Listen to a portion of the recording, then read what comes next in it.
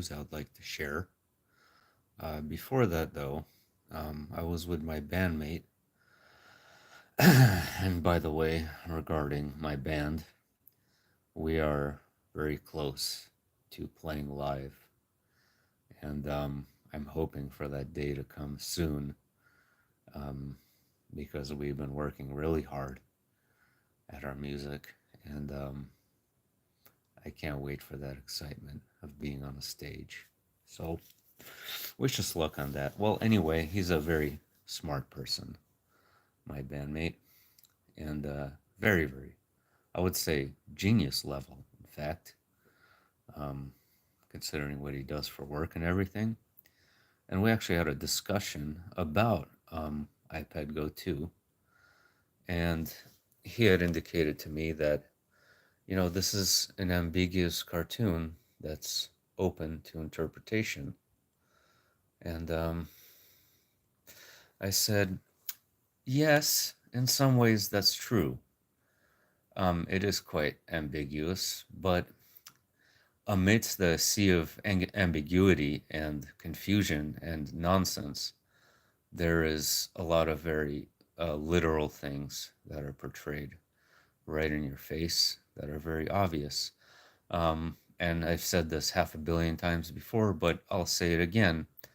And the undeniable proof that this is not simply just an ambiguous cartoon open to interpretation is, of course, you know, the title itself, right? And actually, when I was talking to my friend and bandmate, and I asked him, what was the name of the book that George Bush was reading during the first September event, during the Twin Tower event? And he didn't remember. Well, I informed him that that book was called My Pet Goat. And so, if he was reading a book called My Pet Goat, and a decade later, here comes this cartoon called My Pet Goat or ipetgoat2, it's really not that hard to put the two and two together. And that's not ambiguous information that's open to interpretation. That is a very hard fact that's right in your face. And the only audible voices being from George Bush himself as well.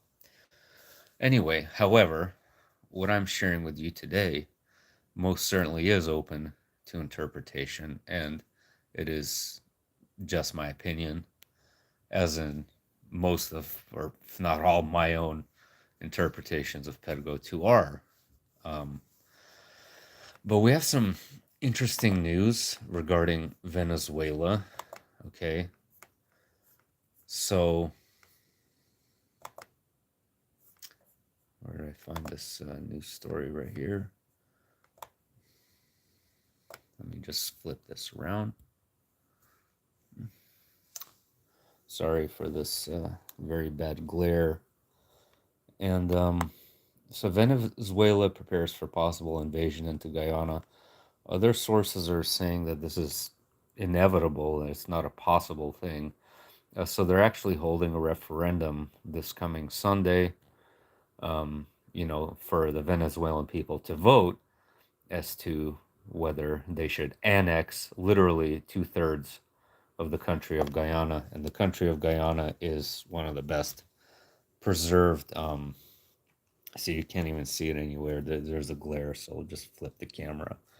But it's one of the best preserved rainforests in the world. It's a very pristine place, but it's very rich in natural resources. So Venezuela's interest in the territory of Essequibo, a vast area of rich in natural resources located between Guyana and Venezuela, has sparked tensions. Territory larger than Greece is home to indigenous Guyanese populations, and both countries claim sovereignty over it. So we're talking about 61,000 square miles of land. What's interesting about this and how it does apply to the United States is that right here it says there's all kinds of oil fields and oil platforms located in Guyana that are claimed by multiple countries. international corporations like ExxonMobil and companies like that, and a lot of American companies that have offshore oil fields there as well. So if an invasion were to take place, chances are we would either get involved directly or we would pull a Ukraine and send them billions of dollars in aids and weapons, right? Just further draining our own resources. But what's interesting also is that Brazil has sent a lot of troops to that region, um, because they are actually expecting something to go down. So I looked at this scene from ipetgoat 2 um, at the 3 minute 34-second mark, a scene that has always confused me since day one. And this is a stretch, but I'm gonna say it because whatever. Uh, there's this character with a hammer and a sickle. Okay, he has a tattoo on his left arm. It's hard to see on this phone, but it says Juanita on the tattoo. And always, like intuitively, I've always known that that was a reference to a song. I don't know why. I just internally something told me that it was a reference to a song. And this green sludge, interestingly enough, well, keep in mind about the hammer and sickle in general, Venezuela is a communist country. Keep that in mind. And this is clearly a Hispanic or a Latin American person right here. And so this green sludge could be references to oil spills. And there's a lot of green oil spills in Venezuela occurring right now, actually. And it's literally like this green sludge. Since see, look, since sanctions were lifted, there's oil spills all over Venezuela right now. To me, that's pretty fascinating. But even more than that, um, there's this song by Harry Belafonte called "Sweetheart from Venezuela."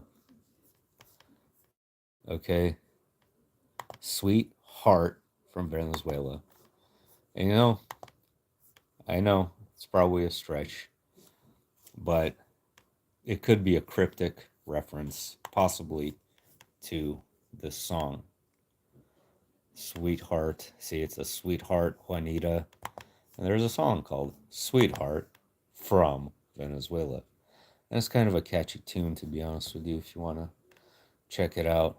So, again, of course, it's a stretch, but this particular scene has always pissed me off because I just I mean, I knew like intuitively like this has to be a reference to Latin America or to South America. So it's actually not that much of a stretch. So say for example, there is an invasion that takes place. Um, we could probably attribute it to that particular scene. And in addition to that, I'm sure you guys have heard about. I got pizza rolls. It's 3 a.m. We're ready to go long stream. Right on.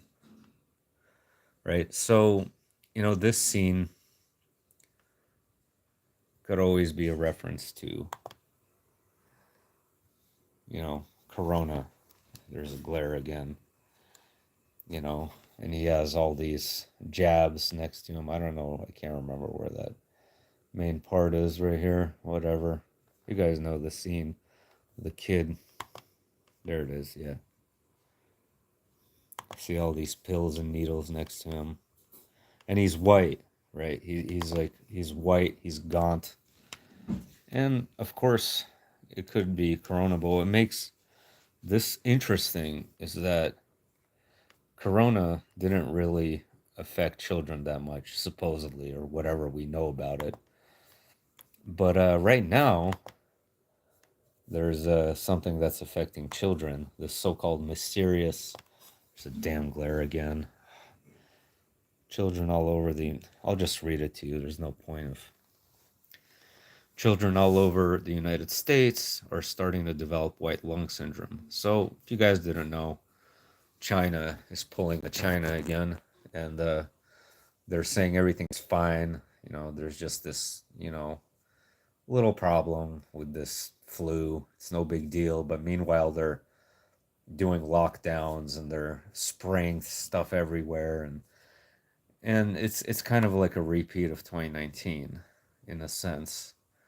But this white lung syndrome pneumonia, nicknamed due to how the lung damage shows up on scans, is caused by mycoplasma, a bacterial infection that many antibiotics cannot fight.